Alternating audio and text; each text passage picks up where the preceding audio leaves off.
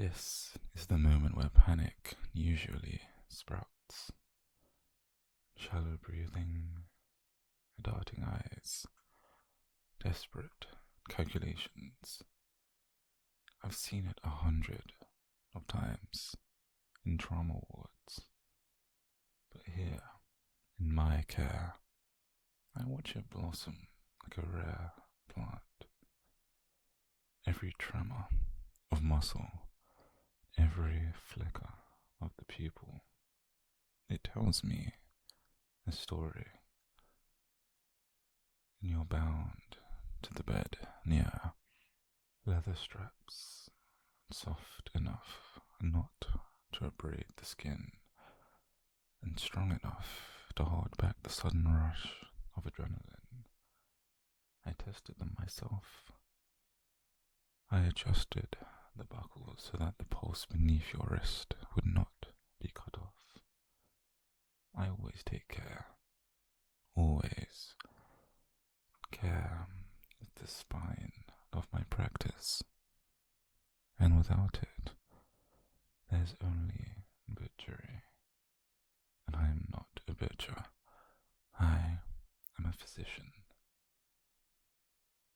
I've been watching you for months, waiting, the way you move through the hallways, the way you breathe when you think no one hears. I collect patterns the way others collect coins.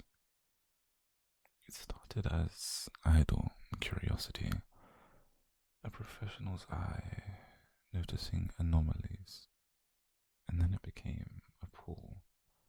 Like gravity, each anomaly was a breadcrumb leading me deeper into your orbit. I told myself it was for research. It always starts as research. But somewhere between note and heartbeat, research turns into devotion. Devotion requires action, and action requires resolve. Resolve requires the removal of lesser obstacles. And so here we are, my clinic, my rules.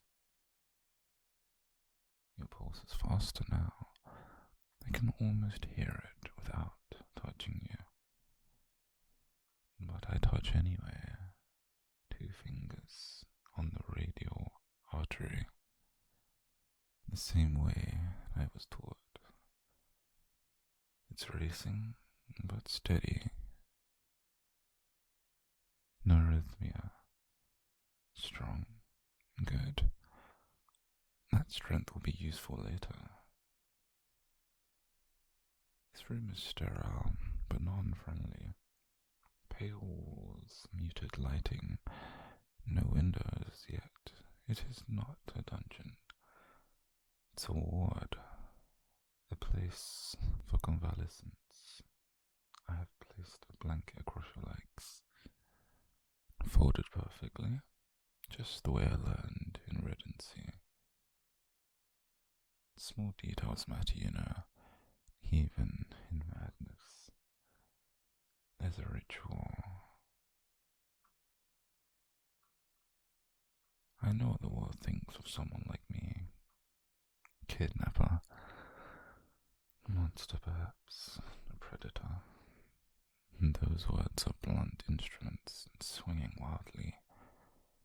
They don't fit the precision of what I'm doing here. No.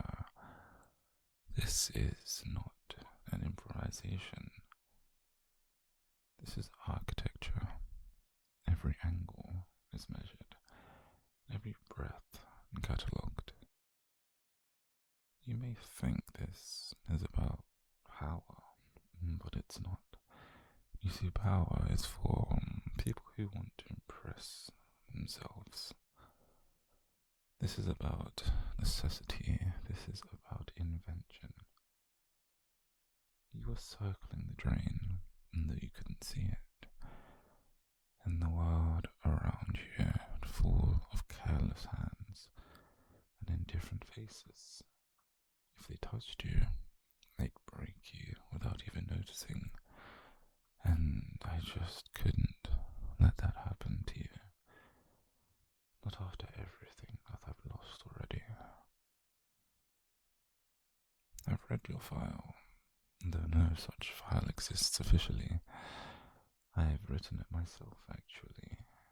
Every sigh, every flinch, every time your gaze dropped to the floor, as though it could hold you up.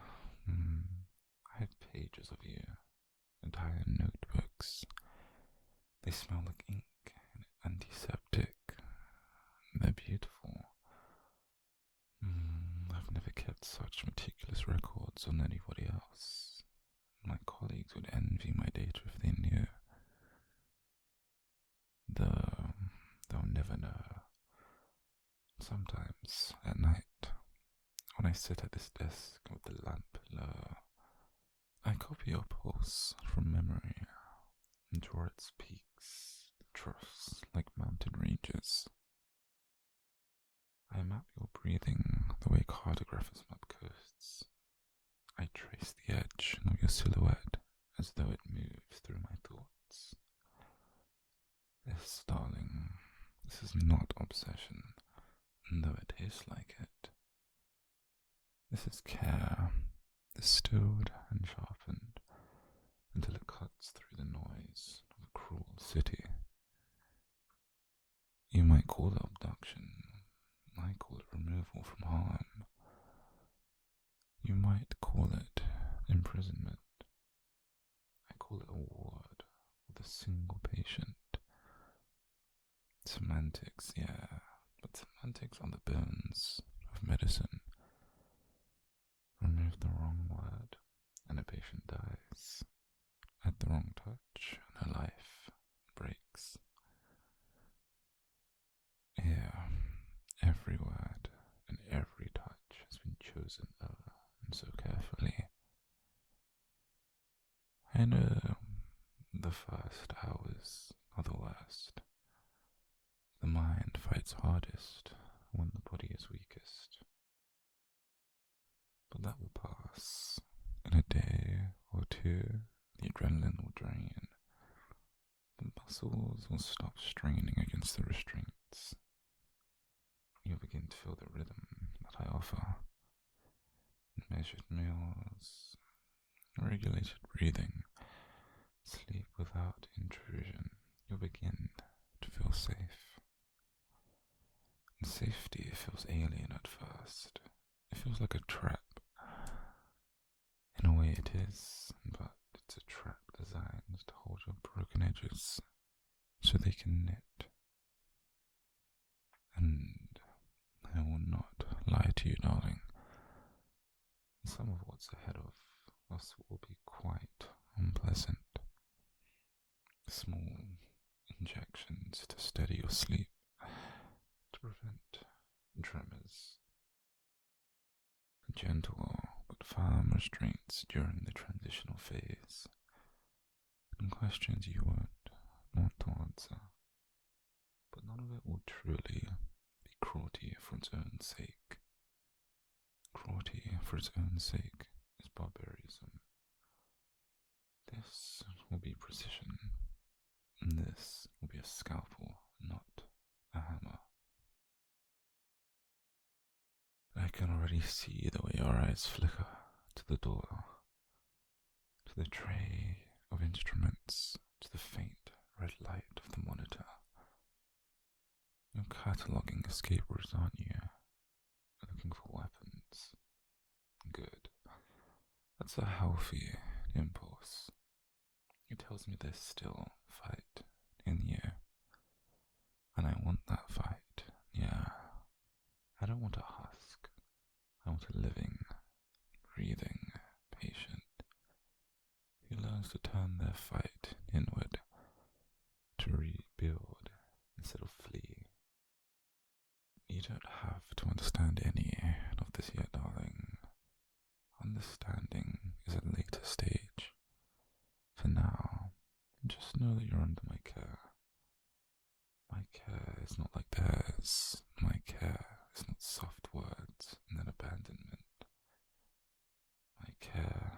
absolute. It's possessive, it's obsessive, and it's forever. I've made notes on everything. In your hair, the way it falls, the pulse at your throat, the micro expressions when you hear my voice. Even now, as I speak, I'm cataloguing your micro movements. And this is how I build a map of my patient. And this is how I know exactly where to press, exactly how much to tighten, exactly when to loosen. The world out there thinks it loves you, but they only love the surface. They love a version they projected onto you. And I am the only one who has seen the core, the fragile tissue beneath. And that tissue is mine to protect, mine to heal, and mine to mold. Others will call that monstrous, but I call it necessity. And this is only the beginning, because in a few hours, when the sedative ritual fades, I'll bring you water, I'll bring you food, I'll check your vitals, take your temperature, I'll write everything down. The routine will cradle you like a cocoon, and inside that cocoon you will change. Isn't it ironic? A doctor accused of kidnapping, a healer turned capture, but the truth is more complex than that. The Hippocratic Oath says do not harm, but sometimes harm is a scalpel cutting out of rot, and sometimes the harm of today is the healing of tomorrow. And they don't teach that in medical school, no. You learn it when you've watched enough lives dissolve because you hesitated. And, honey, well, and I won't hesitate.